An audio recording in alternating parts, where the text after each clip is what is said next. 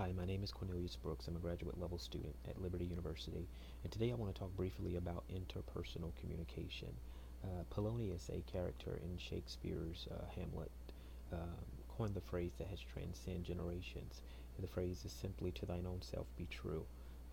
This phrase kind of sets the premise for why I titled this "Gotta Pull It Together." Um, and if possible, I would like to use this not only to set a premise, but also as the vision for what I will like to talk about as it relates to interpersonal communication. And when I think about stepping stones to get to this vision or to make this vision a reality, I think about features um, like co-constructing. Stewart identified co-constructing as identity negotiation and management. Another feature that he mentions is mindfulness. Mindfulness is a feature that really concentrate on the here, the now, the present. Um, Mindfulness, however, has also been used in the technique. It's a technique that has been used in the treatment world. Um, it involves helping and assisting individuals who have experienced traumatic situations, and the clinician works on bringing them to the present to help them heal and to move them from their present to where they desire to go. So it's just a technique that's used to help with the progression of treatment. The last feature that I think is important is intimacy. Intimacy is important because, according to Stewart, it kind of deals with the emotional well-being of who we are as a people. Uh, uh, there was an author who wrote about the 8 different stages of intimacy, and with any of the 8, in order to have a successful intimate relationship, the author kind of defined 2 features that work as a foundation, and those features were safety and connectedness. And when I think about these 2 features as it relates to interpersonal communication, and even my clients, the people that I work with, and my family, and people that I serve, I just think about those 2 features being very important as it relates to intimacy because um, they kind of carry the undertone of rapport. And if you lack rapport in any relationship, you basically, especially in the human service field, you lack that opportunity to really help and aid the individual who is seeking your assistance. Um, Moving forward, a little bit about myself and my behavioral blend. My behavioral blend is a it's kind of derived from 2 different types of me, for lack of better words. The ascribed me, which is the behaviors that have been given to me by reason of my actions in the past and in the present.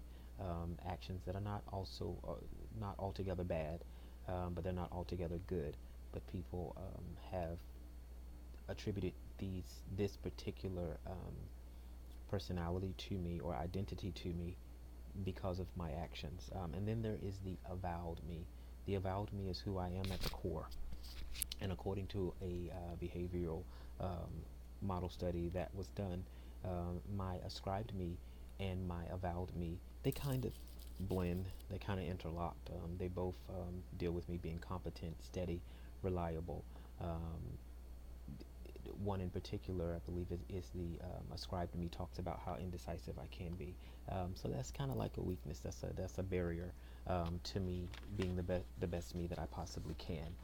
With that being said, um, having features like ascribed personalities or identities that are ascribed to you versus the ones that are avowed or who you really are. There are negative and positive aspects to that. Some of the negative is that there have been times that I have not been able to advance in my career because when you're seen as indecisive, you are, I don't want to use the word incompetent, but it brings up questions of whether or not you can actually lead and lead effectively. A positive aspect of that, however, is that I have a voice, and I think as long as I build on the positive aspects of being competent and being steady and reliable, eventually I will become more assertive and more decisive in my behavior. Um, I think that some of the other things that had kind of dealt or been a barrier when it comes to communications have been listening effectively, reflectively, listening without distorted perception, and being able to hear people and hear what they're saying without involving my own personal understanding of what the case may be. Another one is um, really being able to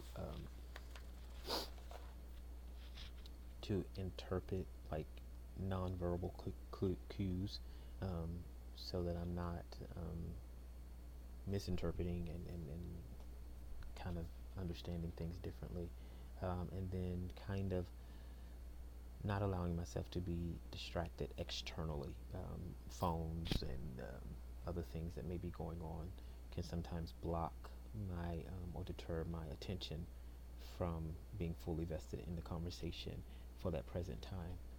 With that being said, there was one author that thought another communication barrier, and I think that this is important and worth saying, is the inability to be culturally diverse in the human service field. This is very important. I'm learning that in my professional life it's very important to understand why people respond to life the way that they do, that it goes beyond artifacts and tools, and it goes beyond grandmama told me this, and auntie told me this. It is more of a mental, physical type of respect that is given to the culture. So that's why people respond, and that is important when dealing with communication and wanting to enlarge that conversation.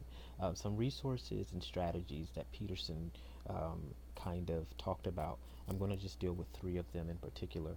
Was decoding some muddy, unclear conversation, or when the conversation is muddy and unclear. D- the technique 11 and 14 kind of coincide with technique 6. Technique 11 and 14 really talk about being able to interrupt the conversation, to ask questions, probing, to better understand what is being said so that you can better understand how to assist the individual, and then admit that you don't understand, being okay, being ignorant to what is being said. Um, if I could just, the plan for moving forward, in order to enlarge my conversation, would consist of taking some time off work. I think a lot of time the inability to be effective in interpersonal communication has a lot to do with burnout, especially when you do it so much and you're always around people. So take some time off. According to my behavioral blend, I need to learn to be a little bit more enthusiastic, enjoy my conversation and relationships. I need to just continue to be steady, continue to be more involved with who I am and who's around me, and where I intend on going. And I just want to end by saying this, that sometimes the greatest war is the one that resides within. In this case, it is the expected me versus this is me. Through the skill set and features of interpersonal communication, finding my true self and refining the true character will help me embrace and take full advantage of every moment I'm in another person's presence. Thank you.